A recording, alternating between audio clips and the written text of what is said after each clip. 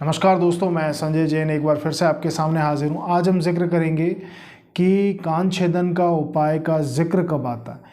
कि जब भी कुंडली में केतु मंदा असर दे रहा हो, केतु खराब असर दे रहा हो। अब केतु जब खराब असर देगा तो वो क्या करेगा कि जॉइंट्स में प्रॉब्लम करेगा, यूरिन से रिलेटेड इन्फेक्शन देगा, पैरों में दिक्कत दे देगा, कान में प्रॉब्लम देने लगेगा, कानों में या तो कम सुनने की प्रॉब्लम हो जाएगी या फिर कानों में कोई ना कोई इन्फेक्शन उसकी ज़िंदगी में रहेगा। तो ये केतु से रिलेटेड प्रॉब्लम है। ननिहाल पक्ष के जो सुख हैं उनमें काफ़ी हद तक खराबी रहेगी। जैसे मामा के सुख हैं उनमें काफ़ी हद तक जो रिलेशन है वो ख़राब रहेंगे या फिर उनमें कहीं ना कहीं खराबी ज़िंदगी में चलती रहेगी। संतान से रिलेटेड प्रॉब्लम रहेगी, संतान न होने की सिचुएशन हो सकती है या फिर संतान से रिलेटेड प्रॉब्लम हो सकती है। तो ये ज़िंदगी में ये जो प्रॉब्लम्स हैं ये केतु से रिलेटेड दिक्कतें हैं। अब ज़िंदगी में जब केतु जो है बृहस्पति का चेला। अब जब हम इस उपाय का जिक्र करते हैं कि कान में सोने पहनने का उपाय का जिक्र कब आता है, तो अब जो सोना है, सोना जो है वो बृहस्पति है और कान जो है केतु हैं। तो जब भी हम कान में सोना पहनने की बात करते हैं तो उस समय ये जिक्र है कि इससे क्या केतु को बृहस्पति की मदद मिल जाती। अब केतु जो है वो बृहस्पति का शिष्य है, बृहस्पति का चेला है। केतु को बृहस्पति का पुजारी कह सकते हैं।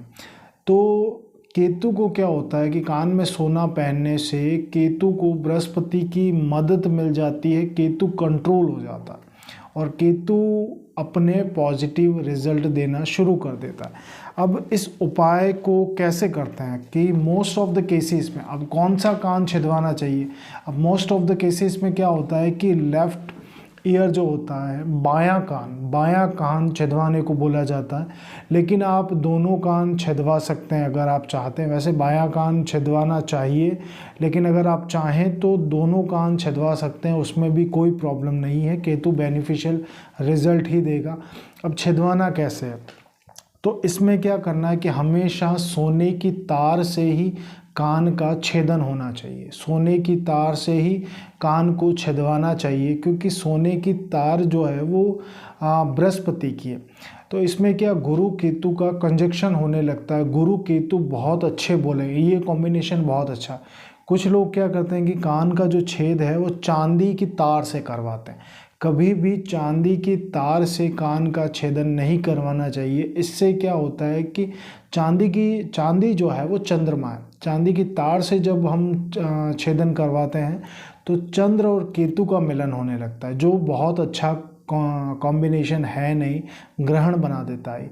तो वो सारी प्रॉब्लम्स क्रिएट होने लगती है। तो हमेशा जब कान छिदवाएं तो वो सोने की तार से छिदवाएं, बृहस्पति की मदद दे दें केतु को। केतु को जो कंट्रोल करेगा इस रेमेडी में बृहस्पति ही कंट्रोल करेंगे। इसके अलावा जो सोना पहना जाए, बाएं कान में पहन सकते हैं आप, दोनों कान में पहन सकते हैं। सोना जो पहना जाए वो ठोस फॉर्म में होना चाहिए, खोखला नहीं होना चाहिए। मतलब ठोस सॉलिड फॉर्म में होना चाहिए वो, जो भी आप कान में सोना पहनेंगे। तो इसके अलावा ऐसी कोई बाली ना पहने आप, सोने की ऐसी कोई बाली ना पहने जो पाइप के आकार की हो। जो पाइप यानी होता है वो बुध होता है, पाइप जो होता है वो बुध होता है। या फिर जो खोखलापन है वो खोखलापन भी बुध है। जिसके अंदर कुछ नहीं है, खोखलापन जो है जिसके अंदर सिर्फ हवा रोटेट होते रहती है, वो बुध है। बुध का खालीपन बोलते हैं उसको। तो ये चीज़ ध्यान रखें कि खाली सोना नहीं पहनना, थोड़ा सा ठोस पहनना। जो बाली जो पहने ऐसी पहने कि ठोस बाली पहने आप, और उसको फिर आप इंसर्ट करें और कान छेदन करवाना है। सोने की तार से पहनाना। कानों में कभी भी जेंट्स को आर्टिफिशियल ज्वेलरी नहीं पहननी चाहिए। आर्टिफिशियल ज्वेलरी जो होती है वो शुक्र की होती है। तो इससे क्या होता है कि केतु और शुक्र का मिलन होने लगता है। तो ये एक चीज़ का ध्यान रखें। बाकी आप अपना कान छेदन करवाएं, इससे बृहस्पति और केतु कंट्रोल होने लगता है, केतु के अच्छे रिजल्ट मिलने लगते हैं। तो सोने की तार से करवाएं। अब ये करवाना कब है, ये आपको जो कान छेदन करवाना है ये बुधवार की शाम को करवाना। बुधवार की आपको शाम के समय में ये कान छेदन वाली रेमेडी करें। और कोशिश करें कि इसके बाद में आप कब अगले दिन गुरुवार के दिन कोई मीठा दान कर दें, मंगल की कोई मिठाई दान कर दें, तो उससे भी क्या केतु के बेनिफिशियल रिजल्ट आपको ज़िंदगी में मिलेंगे और केतु इस रेमेडी से अच्छा होने लगता। धन्यवाद।